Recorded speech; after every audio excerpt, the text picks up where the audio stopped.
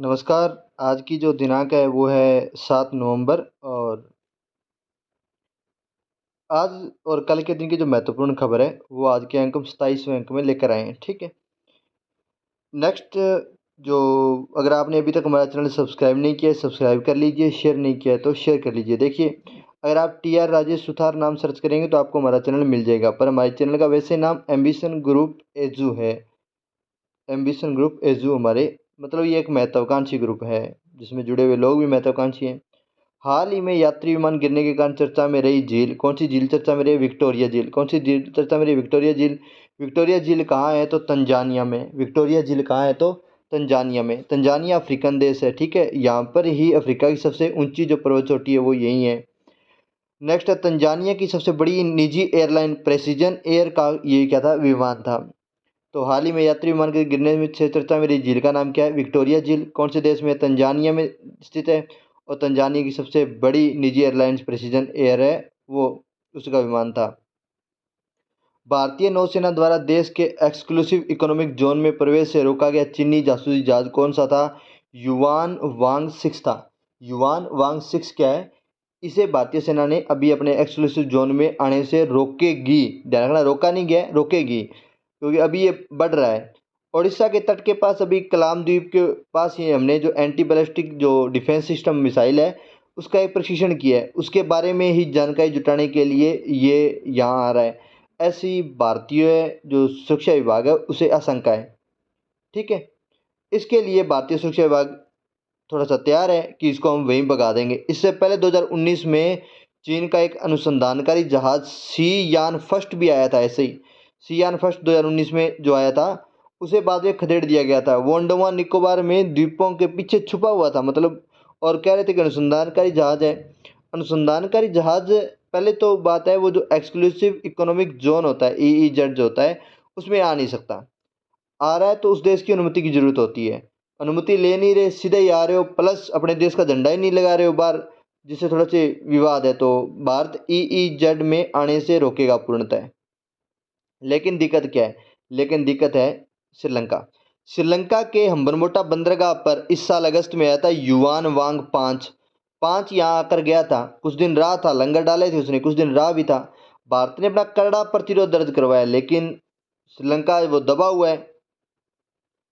ठीक है, T20 world cup में तो हार भी गई, साथ में एशियन कप जीत गई। हाँ, एशियन कप तो जीत चुका है लेकिन कर्ज में दबा हुआ है। किसके? चाइना के। तो इसलिए मना नहीं किया। तो युआन वांग 5 गया था वहाँ। सी यान फर्स्ट भारत में 2019 में आया था। युआन वांग 6 अभी आ रहा है। संयुक्त राष्ट्र के बैनर तले COP27 बैठक हो रही है। मिस्र के शर्म अल शेख में हुई है। 6 से 18 नवंबर को चलेगी, 2 सप्ताह तक। अध्यक्ष सामेह शोकरी हैं। इसके अध्यक्ष किसे बनाया गया COP27 के? तो सामेह शोकरी को। राजीव रतन आवास योजना 2008 में शुरू की गई थी। चर्चा में क्यों है? क्योंकि 2008 में शुरू की गई, झुग्गी झोंपड़ियों वाले लोगों को 100 रुपये में फ्लैट देना था। 3 लाख आवेदन आ गए, अभी तक फ्लैट दिए नहीं गए। पिछले अभी कल दिल्ली सरकार ने कहा है कि हम इन फ्लैट की सुरक्षा से जुड़ी हुई अभी एक ऑडिटिंग करवाएंगे, उसके बाद में हम ये फ्लैट बांटने देंगे लोगों को। क्योंकि 2008 की प्रक्रिया थी, आज से 10-12 साल हो गए बने हुए फ्लैट को, अभी तक बांटे नहीं गए हैं और अभी जर्जर अवस्था में है। तो बाकी तो मैं नहीं पढ़ना, पर ध्यान रखना राजीव रतन आवास योजना 2008 में शुरू की गई थी। अभी एक योजना के तहत आप कमेंट बॉक्स में लिखिएगा, अभी मोदी जी ने एक योजना के तहत यहाँ पर 500 लोगों को अपने फ्लैट वगैरह विकसित किए थे। कौन सा अभियान था, कौन सा नारा था और कौन सी योजना थी? एसएसबी का राइजिंग डे जो है वो मनाया जाएगा। कहाँ? 20 दिसंबर को। कहाँ मनाया जाएगा? तो लखीमपुर खीरी में, यूपी में लखीमपुर खीरी में मनाया जाएगा। और मुख्य अतिथि किसे नियुक्त किया गया है? तो अमित शाह जी इसके क्या होंगे? मुख्य अतिथि होंगे। इसके अलावा एक और अभी बनाया जाएगा, वो है BSF का सुरक्षा दिवस है, वो मनाया जाएगा। कहाँ मनाया जाएगा BSF का सुरक्षा दिवस? तो ये मनाया जाएगा अमृतसर में। स्थापना दिवस, सॉरी, सुरक्षा दिवस का स्थापना दिवस कहाँ मनाया जाएगा? अमृतसर में। BSF बॉर्डर सेफ्टी फोर्स है। ठीक है, और SSB है सशस्त्र सीमा बल, यह बॉर्डर सिक्योरिटी फोर्स है।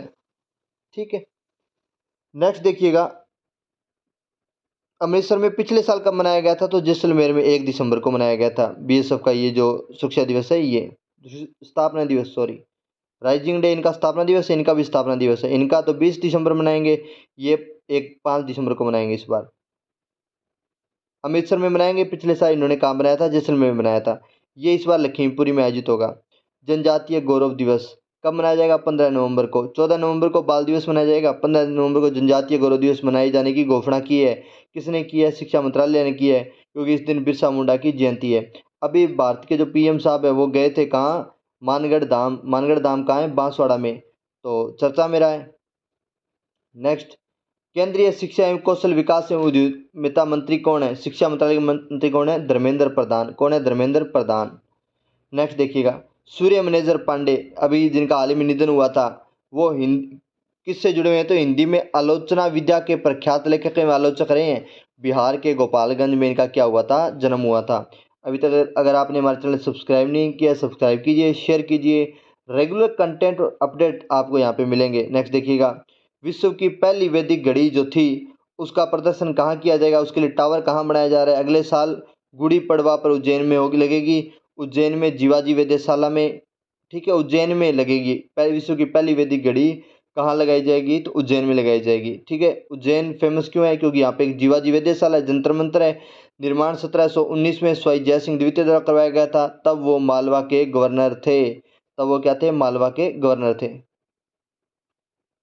नेक्स्ट, वैसे जीत जो जय सिंह द्वितीय है, ये जयपुर का शासक था। भारत की पहली और दुनिया की 20वीं सबसे अच्छी कंपनी कौन सी है? रिलायंस इंडस्ट्रीज। कौन कह रहा है? ये फोर्ब्स मैगजीन के लिए। राजस्व लाभ बाजार मूल्यांकन के आधार पर देश की सबसे बड़ी कंपनी रिलायंस इंडस्ट्रीज को काम करने के लिए आज से भारत की पहली और दुनिया की 20वीं सबसे अच्छी कंपनी मानना। के लिहाज से, आज से नहीं, के लिहाज से भारत की पहली और दुनिया की 20 सबसे अच्छी कंपनी है। भारत की तो नंबर 1 है, टॉप 100 में भी ये अकेली कंपनी है। इसके अलावा बात करें तो फोर्ब्स की विश्व की सबसे कंपनी कौन किसको माना है? तो सैमसंग को माना है। कोरियन कंपनी है, सैमसंग को माना है। और दूसरा स्थान है माइक्रोसॉफ्ट का। किसका स्थान है? माइक्रोसॉफ्ट का। तीसरा है एचडीएफसी बैंक का। मतलब भारत में दूसरा स्थान किसका है? तो एचडीएफसी बैंक का 137वां स्थान है। भारत में पहला रिलायंस इंडस्ट्रीज का, विश्व में पहला है सैमसंग का, विश्व में दूसरा है माइक्रोसॉफ्ट का, भारत में दूसरा है एचडीएफसी बैंक का। Reliance industries German retailer metro cash and carry का जो भारतीय बाजार है उसको खरीद लेगी। तो German retailer metro and cash and carry का भारतीय बाजार कौन सी इंडस्ट्री खरीद रही है? तो रिलायंस इंडस्ट्रीज खरीद रही है। तो वेरी वेरी मोस्ट इंपोर्टेंट, ध्यान रखना इस बात को। नेक्स्ट देखिएगा, जापान के प्रधानमंत्री फूमियो किशिडा हैं, ठीक है। अंतर्राष्ट्रीय फ्लीट रिव्यू को संबोधित किया था। 12 देशों के जहाज यहाँ आए हैं, 18 युद्धपोत इसमें शामिल हुए हैं, ठीक है। 12 देशों के जहाज और 18 युद्धपोत यहाँ, और कहाँ आयोजित किया जा रहा है? जापान में। इस पर हमने कल बात कर ली, मैंने वेल डिटेल बताई आपको जापान की, वेल नक्शा बताया मैंने आपको जापान का, कहीं को दिक्कत नहीं है। मोटो ग्रांपी चैंपियन फ्रांसिस्को बगनाई। मोटो ग्रांपी के इस साल के चैंपियन कौन है? तो फ्रांसिस्को बगनाई है। इटली के पहले राइडर हैं जो इसको जीत पाए हैं। मोटो ग्रांपी चैंपियन फ्रांसिस्को बगनाई। बैडमिंटन विश्व चैंपियनशिप। पैरा बैडमिंटन विश्व चैंपियनशिप महिला सिंगल्स में स्वर्ण पदक विजेता कौन है? मनीषा रामदास। कौन है? मनीषा रामदास।